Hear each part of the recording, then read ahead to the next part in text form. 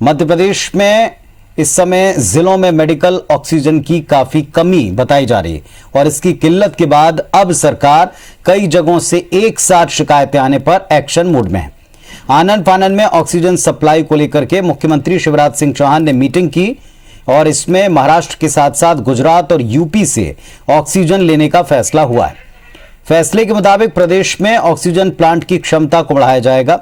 होशंगाबाद के मोहासा में oxygen plant लगाया जाएगा।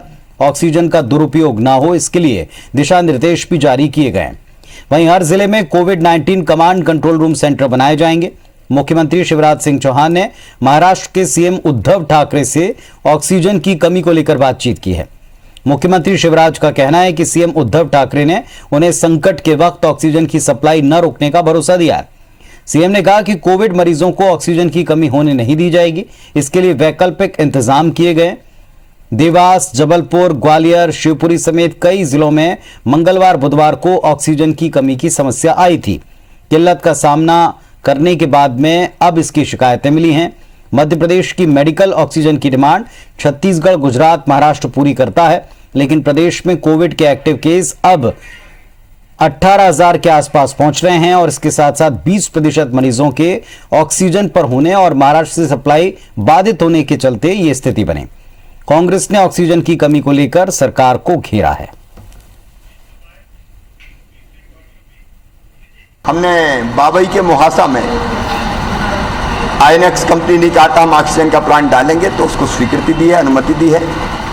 जल्दी उसका काम शुरू करेंगे और 200 टन ऑक्सीजन 6 महीने के अंदर बनाने की क्षमता का प्लांट खड़ा कर लिया जाएगा। मध्य प्रदेश के कांग्रेस के नेताओं से भी आग्रह करेंगे कि महाराष्ट्र में उनकी सरकार है, इसलिए वो भी उद्धव ठाकरे जी से बात करें कि मध्य प्रदेश की ऑक्सीजन ना रोकी जाए। देवास में जैसा पता लगा है कि 4 जानें चली गई ऑक्सीजन के न होने की वजह से। अरेंज करना चाहिए सरकार को, और नहीं तो जो आंकड़ा है जान जाने का और बढ़ जाएगा। और इस वक्त हमारे साथ में दोनों प्रमुख दलों के सत्ता पक्ष और विपक्ष से 2 नेता जुड़े हुए हैं। दीपक विजयवर्गीय साहब हैं भारतीय जनता पार्टी की तरफ से और नरेंद्र सलूजा जी हैं कांग्रेस पार्टी की तरफ से। विजयवर्गीय जी स्वागत है आपका, सलूजा जी आपका भी स्वागत है। विजयवर्गीय जी से सवाल है, ऑक्सीजन की कमी पर क्या वक्त रहते संज्ञान नहीं लिया गया? क्या इस वजह से कमी हुई, शिकायतें आई, मृत्यु हुई जैसा विपक्ष का आरोप है और अब एक्टिव है सरकार? देखिए, ऐसा होता है कि ऑक्सीजन का जो सिलेंडर है वो कोई 1 दिन में या 2 महीने में तैयार होने वाली चीज है। ये एक इंडस्ट्रियल प्रोडक्ट है, तो चीज सस्ती लगती है, ऑक्सीजन सिलेंडर की जरूरत पड़ती है और फिर उसके प्लांट की जरूरत पड़ती है, और लिहाजा मध्य प्रदेश की जो कैपेसिटी थी उससे जरूरत काफी ज्यादा बढ़ गई है। अब इन परिस्थितियों में क्योंकि विपरीत परिस्थितियां हैं तो दूसरे राज्यों से हमको आयात करनी पड़ रही है। इस तरह की परिस्थितियों कोई अंदाज नहीं लगा सकता कि कोई महामारी आपदा क्या आ जाएगी, और लेकिन जो भी परिस्थितियां हैं राज्य सरकार को अरेंज कर रही है। ऐसे में महाराष्ट्र सरकार का प्रतिबंध लगाना निश्चित तौर पर बहुत अमानवीय कदम है और महाराष्ट्र की कांग्रेस सरकार को ऐसा कतई नहीं करना चाहिए था। सरकार मध्य प्रदेश की जो है वो सारी व्यवस्थाएं देख रही है और पूरी व्यवस्था करेगी जितना संभव हो सकता है। सलूजा जी, बीजेपी का कहना है कि ये व्यवस्था इसीलिए बिगड़ी क्योंकि महाराष्ट्र ने अचानक से आपूर्ति इसमें बाधा डाली है, ऐसा नहीं करना चाहिए, सरकार अब व्यवस्था कर रही है। बड़ा ही हास्यास्पद और बचकाना आरोप है। महाराष्ट्र की आईएनएक्स कंपनी से मात्र 20 टन ऑक्सीजन की आपूर्ति होती थी। आज मध्य प्रदेश की बात करें तो जिस प्रकार से 75,000 केस हो चुके हैं, उस प्रकार से आज 130 टन की आवश्यकता है। 130 टन की आवश्यकता है और भविष्य में आवश्यकता बढ़ के 150 टन तक पहुंच जाएगी। बड़ी ही शर्मनाक बात है कि जिस सरकार को पहले से जागना था, उनको पता था कि जब पहले 50 टन उपलब्धता थी, काम चल जाता था, सामान्य समय में 30 टन से काम चल जाता था। अब हम ये आवश्यकता दिन पे दिन बढ़ती जा रही, तो सरकार को पहले से कदम उठाना चाहिए थे। सरकार को ये देखना चाहिए था कि महाराष्ट्र के अंदर भी केस बढ़ रहे हैं, आपूर्ति बाधित हो सकती, तो हम पहले ही इंतजाम करें। आज बात की जा रही कि उद्योगों से लेंगे और उनसे मांगेंगे। आज बात की जा रही है, कितनी शर्मनाक बात है कि मुख्यमंत्री का बयान कितना शर्मनाक है कि बावई के सियासा में हम एक प्लांट लगाएंगे और उसकी स्वीकृति हमने दे दी है, 6 महीने में आपसे 200 टन मिलेगी। अरे आज तत्कालीन आवश्यकता है। आज देवास के अंदर 2 दिन में 5 लोगों की मौत हो चुकी और मुख्यमंत्री 6 महीने बाद के सपने दिखा रहे हैं हमेशा की तरह। आज आपको पहले से जागना था। ये ऑक्सीजन सिलेंडर जो आप कह रहे हैं कि बनते एक दिन में नहीं, लेकिन यह तो पता था कि कोरोना महामारी फैल रही है, ऑक्सीजन की आवश्यकता होगी। आज 20% मरीज मध्य प्रदेश के अंदर ऑक्सीजन के ऊपर डिपेंड है। आपने पहले से व्यवस्था करनी थी, आपने छत्तीसगढ़ से व्यवस्था करनी थी, गुजरात से करना थी, उत्तर प्रदेश से करना थी, आपने आइनॉक्स कंपनी से बात करना थी कि हमारी आपूर्ति को बहाल रखे या दूसरा कोई वैकल्पिक इंतजाम करना थे। आज आप कह रहे हैं कि वह कांग्रेस की सरकार थी। दीपक जी 130 टन लग रही है, आज 110 टन तो आपको आवश्यकता आपको ही पूर्ति करना पड़ेगी। आज देवास के अंदर जो मौत हुई उसका जिम्मेदार कौन है? मुख्यमंत्री कभी कह रहे हैं कि 30 सितंबर तक हम 150 टन कर लेंगे, 6 महीने में प्लांट लगा लेंगे। अरे आज लोग मर रहे हैं, आज मरीजों की मौत हो रही है। ठीक है Deepak ji, day to day basis पर इस बीमारी का, इनके बढ़ते आंकड़ों का आकलन हो रहा है, हर स्तर के ऊपर समीक्षाएं हो रही, फिर पहले से क्या अंदाजा नहीं लग सकता कि किस तरीके की व्यवस्थाएं बनानी पड़ेंगी? भविष्य को लेकर इतनी प्लानिंग मीटिंग होती है। बिल्कुल, जिस लोगों को उस समय जिम्मेदारी थी फरवरी और मार्च में जब व्यवस्थाएं शुरू करनी थी, उस समय कांग्रेस के लोग आइफा करा रहे थे और दुनिया भर के अभिनेत्रियों का मेला लगाने के लिए इंदौर में आमादा थे। सरूजा जी अच्छी तरह से जानते हैं, उस समय सारी व्यवस्थाएं करनी थी, वो नहीं की उन्होंने। और अब चूंकि डिले हो गया है तो हमारे ऊपर वो मोड़ना चाहते हैं, तो सारी की सारी जिम्मेदारी कमलनाथ सरकार की है। 6 महीने तक उन्होंने जो व्यवस्थाएं करनी चाहिए थी वो नहीं। ये सारी व्यवस्थाएं अक्टूबर नवंबर से शुरू हो जानी चाहिए थी, लेकिन मार्च तक कुछ नहीं किया इन्होंने। अब बाद में जब हमारी सरकार बनी तो फिर हमको व्यवस्थाएं जमानी शुरू करनी पड़ी है। निश्चित तौर पर उसमें समय लगता है और आपातकाल है, महामारी है, तो समय लगना स्वाभाविक है। सरूजा जी, पिछली सरकार ने काम नहीं किया, ये आरोप है, इसीलिए अब व्यवस्थाएं लेट हैं।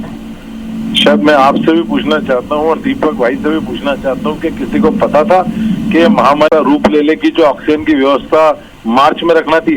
अरे मार्च में तो आप कोरोना को डरोना बरता रहे थे, आपने देश में लॉकडाउन नहीं किया, आपने सरकार गिराने में लगे रहे, विधायकों को खरीदने में लगे रहे, और उसके बाद आपके नेता कहते हैं कि हमने लॉकडाउन इसलिए लगाया, प्रधानमंत्री खुद कहते हैं, मुख्यमंत्री, ताकि हम स्वास्थ्य सुविधाओं को जुटा सके इस लॉकडाउन की अवधि में। तो जब आपने 2-2 महीने का लॉकडाउन लगाया तो आपने क्या स्वास्थ्य सुविधाएं जुटाई? यही जुटाई कि ऑक्सीजन की कमी, यही जुटाई कि वेंटिलेटर नहीं है, यही जुटाई कि पीपी किट के अभाव में डॉक्टरों की मौत हुई, यही जुटाया आपने कि मास्क और पीपी की खरीदी में घोटाला हुआ, चावल से लेके प्याज आटे में घोटाला कर रहे हैं आप। तो ये आपदा को अवसर आप बनाने में लगे रहे। यदि आप स्वास्थ्य चलिए, क्या असल में स्थिति है सलूजा जी, ये भी थोड़ा जानते हैं। आप दोनों रहिए हमारे साथ में, हमारे सहयोगी सुधीर इस वक्त जुड़े हुए हैं। सुधीर, जो हालात बने हैं अचानक से, ना तो ये हालात बने हैं और ना ही अचानक से हालात सुधर सकते हैं, क्या जमीनी हकीकत है?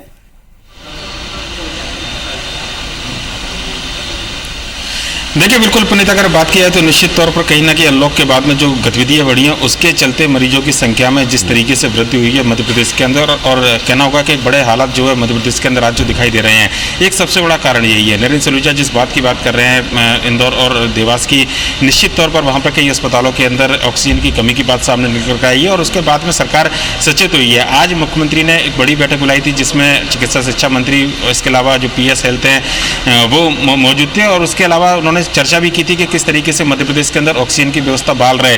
इसको लेकर जो कंपनी थी आइनॉक्स, उसके साथ में भी चर्चा की गई। इसके अलावा उत्तर प्रदेश सरकार और गुजरात से सरकार से भी ऑक्सीजन सप्लाई को लेकर भी बातचीत की गई है। महाराष्ट्र सरकार के मुख्यमंत्री उद्धव ठाकरे से भी मुख्यमंत्री शिवराज सिंह चौहान ने चर्चा की और उनका साफ तौर पर कहना था कि आश्वासन उनको मिला है, भरोसा उनको जताया गया है कि संकट के समय ऑक्सीजन की कमी नहीं की जाएगी। पर लेकिन सबसे बड़ा सवाल उठता है कि चूक जरूर हुई है कि अगर अनलॉक किया जाना था, मरीजों की संख्या बढ़ती, उसके बाद में इस बात का अंदेशा लगातार लगाया जा रहा था प्रशासन और सरकार के द्वारा, तो ऐसे में वेंटिलेटर और बिस्तरों के बढ़ाने की बात जब कही जा रही थी तो ऑक्सीजन सप्लाई को लेकर क्यों ध्यान नहीं दिया गया? मध्य प्रदेश के अंदर अगर आज की तारीख की हम बात करें तो 20% से ज्यादा मरीज ऑक्सीजन सपोर्ट पर है, लिहाजा ऑक्सीजन की कमी जो बात कही जा रही है कि 130 टन ऑक्सीजन की सप्लाई आज की तारीख में होना चाहिए, जहां पर प्रदेश सरकार के पास है, जिसमें से 20 टन लगभग महाराष्ट्र सरकार सप्लाई करती थी। और उसके बाद होने के बाद में अगर ये संकट सामने निकल कर आ रहा है तो निश्चित तौर पर कहीं ना कहीं सवाल जरूर खड़े होते हैं। हालांकि अब सरकार प्रयास कर रही है और मुख्यमंत्री का यह दावा है कि होशंगाबाद के बावई में 200 टन का प्लांट प्रदेश सरकार की ओर से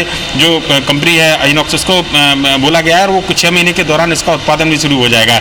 30 सितंबर तक 150 टन की व्यवस्था जो है प्रदेश सरकार ऑक्सीजन की करेगी। पर लेकिन अगर हाल ही के दिनों में अगर 2-4-5 दिन के अंदर व्यवस्थाएं गड़बड़ाती है तो निश्चित तौर पर कहीं ना कहीं एक संकट की बात मध्य प्रदेश के अंदर हो सकती है। और ऐसे में जो दावे हैं या फिर कहना चाहिए कि सरकार की ओर से जो किए जा रहे थे लगातार स्वास्थ्य सुविधाओं को लेकर, वो अपने आप में कटघरे में खड़े खड़े होते हैं। आज जब बात करें तो उसके लिए बाकायदा मंत्रियों की तैनाती की गई है, ACS जो है मोहम्मद सुलेमान उनकी तैनाती की गई है और मध्य प्रदेश के अलग अलग अस्पतालों को लेकर, व्यवस्था को लेकर कहा गया है कि अगर जरूरत पड़ेगी तो अधिकारी जो है खुद मौके पर मुआयना करेंगे। और निजी अस्पतालों में खासकर अगर बात करें तो निजी अस्पतालों के अंदर भी अब कुछ बिस्तर जो है वो कोविड-19 पेशेंट के लिए रिजर्व रखे जाएंगे, कम से कम ऑक्सीजन की कमी के बाद में। ये फैसला भी सरकार ने लिया है। पुनीत, एक फाइनल सवाल बनता है दोनों पक्षों से, जैसा सुधीर बता रहे हैं विजय वर्गीय जी, अब अगर अचानक से, क्योंकि ये परिस्थितियां अचानक नहीं बनी हैं, धीरे धीरे करके हालात इस तरफ जाएंगे। हम खुद प्रेस कॉन्फ्रेंस में स्वास्थ्य मंत्री जी की, प्रदेश के मंत्रियों की प्रेस कॉन्फ्रेंस में सुनते आए और इसकी चिंता मुख्यमंत्री जी कर रहे हैं, समीक्षा कर रहे हैं। क्या इस तरफ ध्यान नहीं दिया गया? अब इन सारे सवालों से ऊपर उठ के कोई और बिगड़ते हालात ना बने आने वाले एक सप्ताह के भीतर, ईश्वर ना करे, क्या उनके लिए तैयार है पूरी तरह से? फिर मौत की किसी बड़े आंकड़े पर बात तो ना करनी पड़ेगी? ऐसा है कि ऐसा ना हो। सरकार जो जरूरत है ऑक्सीजन की उसकी व्यवस्था कर रही है और हमें आशा करना चाहिए कि जो भी अलग अलग स्रोतों से सिलेंडर लाने की, ऑक्सीजन की बात हो रही है वो हमारी जरूरत के मुताबिक हमें मिल जाएगा और कोई नकारात्मक खबर हमें सुनने को नहीं मिलेगी। सलूजा जी, ये जो मौजूदा कदम अब दिख रहे हैं, आपको लगता है इस कठिन वक्त में ये पर्याप्त है, इनसे लाभ मिल पाएगा या राहत मिल पाएगी? निश्चित तौर पर नहीं मिल पाएगी। आज 130 टन की आवश्यकता तो आज ही महसूस की जा रही है और ये आवश्यकता बढ़ के भी 150 टन होने वाली। जिस प्रकार से कोरोना संक्रमण बढ़ रहा है, मरीजों की संख्या बढ़ रही है। आप देखिए, मुख्यमंत्री ने आज भी कहा है कि बावई में हम एक प्लांट लगा रहे हैं, वहां से 200 टन मिलेगी 6 महीने बाद।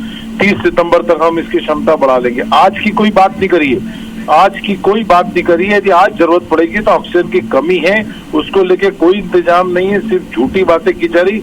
मुख्यमंत्री कल मुरैना में चुनावी दौरों में थे, कल शिवपुरी जा रहे हैं और मुख्यमंत्री चुनावी लोकार्पण और शिलान्यास से व्यस्त है। प्रदेश को उन्होंने भगवान भरोसे छोड़ रखा और मैं समझता हूँ ईश्वर न करे कोई नकारात्मक खबर। चलिए, एक बड़ा विकराल स्वरूप इस बीमारी का प्रदेश में, देश में और सारी दुनिया में है और ऐसे में सारी व्यवस्थाएं छोड़कर सारे प्रशासनिक मशीनरी से लेकर सरकारों का ध्यान इस समस्या की तरफ होना चाहिए कि कैसे कोई आपदा से निपटा जाए। उम्मीद करते हैं कि किसी विकराल आंकड़े पर हमें चर्चा नहीं करनी पड़े। आप सबका शुक्रिया हमारे साथ इस विषय पर बातचीत करने के लिए, जुड़ने के लिए।